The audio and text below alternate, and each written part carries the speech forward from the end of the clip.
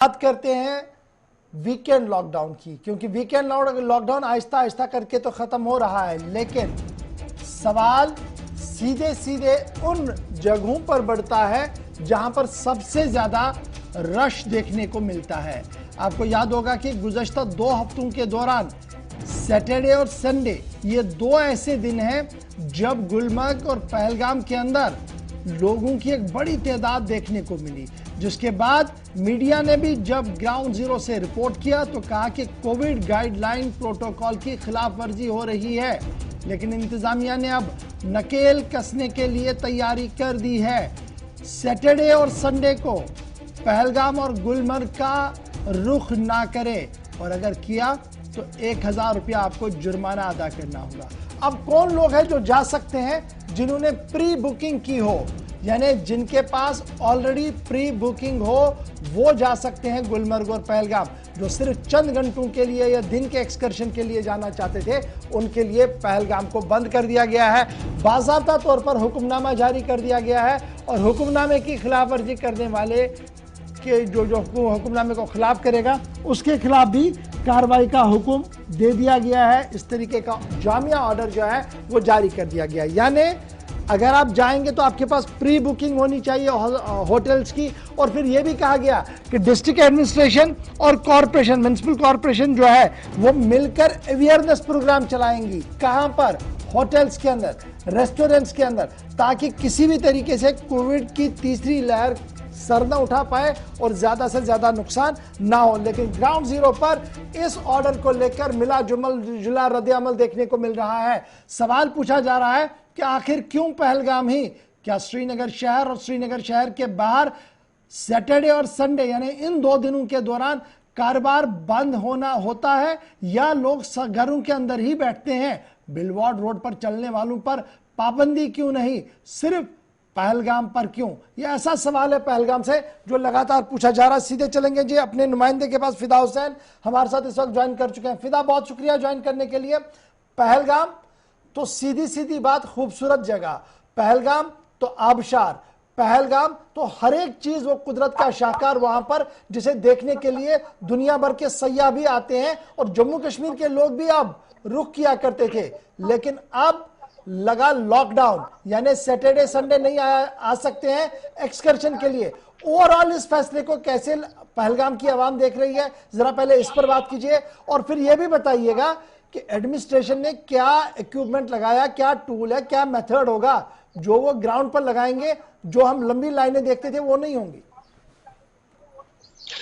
देखिए, किसी ने कहा कि ये वादी कश्मीर है, जन्नत का नजारा, तो पहलगाम तो जन्नत का नजारा है ही। इस वक्त हल्की सी बारिश भी हो रही है पहलगाम के अंदर। लेकिन इस फैसले के बाद जहां आम लोग कहते हैं कि आखिर हमारा कसूर क्या है, कितना बड़ा फैसला लिया गया है, लेकिन कहीं ऐसे भी लोग हैं जिनका ये मानना है कि दुरुस्त है, और उनका ये भी कहना है कि बहुत ज्यादा भीड़ रहती थी सैटरडे और संडे के रोज, और यहाँ पर काफी ज्यादा ट्रैफिक जाम भी रहता था। और मैं बता दूं कि जो लोग इस वक्त हमारे साथ जुड़े हुए हैं वो निकलने के लिए तैयारियां ना करें।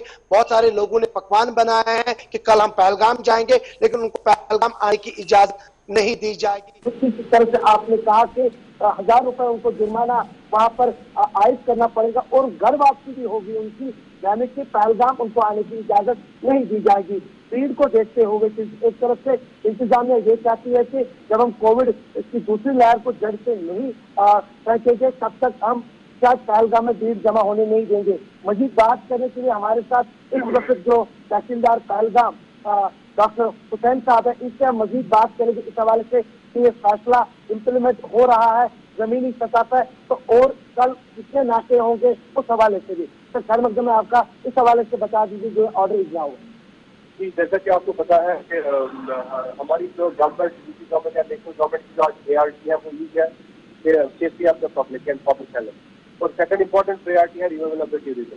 तो उसी सिलसिले में जो डिजास्टर मैनेजमेंट अथॉरिटी की जो डेजिग्नेशन है या डिस्ट्रिक्ट डेवलपमेंट कमिश्नर साहब की जो डेजिग्नेशन ऑर्डर्स है, हम चाहते हैं कि वीकेंड पे जो अभी कोरोना कर्फ्यू है वो लागू होगा, और इसका मकसद यही है कि ताकि जो लोग आ रहे हैं वही लोग अलाउ करेंगे जिनकी कन्फर्म्ड बुकिंग है, और जो लोकल डे बुकर्स है हम उनसे, हमारी उनसे मोजिबाना अपील है, मोजिबाना गुजारिश है काइंडली सैटरडे और संडे को ना आए। तो दो चीजें हैं जिस पट मंजर में ये फैसले लिए गए हैं। पहली बात यह है कि जो रिक्टर जनरल कोविड है, हमने कोविड पे बहुत सारा कंट्रोल पा लिया है। जो पॉजिटिविटी रेट है वो डाउन हो गई है, केस फैटिलिटी रेट है जो डाउन अच्छा हो गई फिदा, है। बड़ा इंपॉर्टेंट ये है कि मैं जब ऑर्डर देख रहा था तो इसमें एक बड़ी बात है कि अवेयरनेस करनी है जी सभी रेस्टोरेंट्स और होटल मालिकान के लिए कि अगर लोग आएंगे तो हमने क्या बिहेवियर अडॉप्ट करना है और जो बाहर से मेहमान आ रहे हैं उन्हें क्या बिहेवियर करना है। क्या आपको लगा कि ग्राउंड जीरो पर घोड़ेबान से लेकर रेस्टोरेंट और होटल मालिकान तक या वहां पर काम करने वाले लोगों को कैंपेन करके ये सिखाया गया कि क्या कुछ करना है और क्या कुछ नहीं करना है?